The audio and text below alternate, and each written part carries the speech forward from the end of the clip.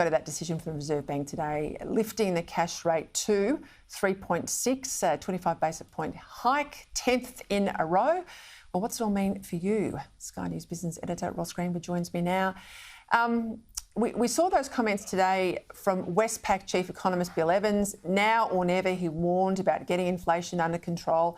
Is this where you thought the hike would land, Ross? And what's been the broader market reaction?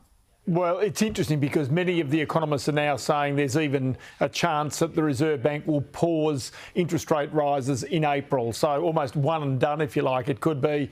Or indeed that they pause, then go again in May and maybe later again in August to try and bring inflation under control. But one of the things that really stuck out to me today was the language of the Reserve Bank Governor in the statement that was made. Normally there are just subtle differences in the change of the language month to month. In this case, it was wholesale change. And so rather than actually pointing that there needed to be further interest rate rises, it was there may be further tightening of monetary policy ahead. That was just one of the subtle changes, but there was other changes about, demand in the economy quite clearly coming off, that inflation was coming off. And that's quite a stark difference from what was being said just a month ago when the Reserve Bank at that time was really quite determined that it wanted to defeat inflation and that really having inflation hang about in Australia's economy was long-term going to do more damage than any economic slowdown that might be caused by these interest rate rises. And so, it really now is a situation where the markets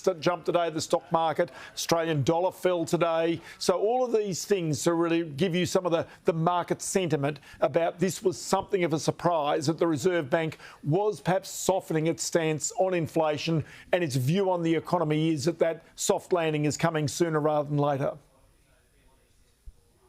I recall just a couple of days ago the Treasurer said, we're sort of beaten inflation, the high water mark will start to come down. I want to know if that's your view, but I'm interested in comments you made there that we might not have a move in April, that we might go back to an increase, say, May. Is it going to be choppy like that? Do you think it's not going to be, an upward trajectory and possibly a downward, that it could bounce around a bit? Oh, I think that's the case, and it comes from what inflation numbers come into the future. Now, the monthly inflation number that we saw only last week did give some indication that inflation is starting to ease. It's going to naturally start to ease in some areas. But don't forget, there are big rises of energy prices still to come, and you don't really know what the wages outcome and the wages demand of the ACTU is going to be like, because until now, they've been quite subdued.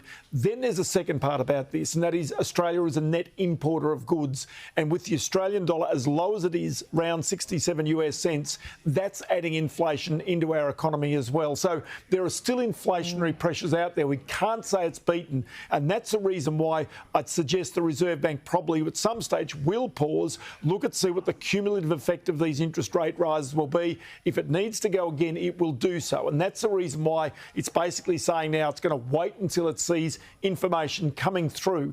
But as you saw even earlier on with Angus Taylor talking about the cumulative effect of these interest rate rises on a typical family mortgage, basically $20,000 after tax that family is now going to come up with, on top of energy prices, on top of higher grocery bills. It really is a significant impost, but that's what interest rate rises are about. They're about trying to curb demand, and until now, because Australian families thankfully have jobs and have savings, they've been able to absorb these price rises and interest rate rises. The question is, what happens over the course of the next few months?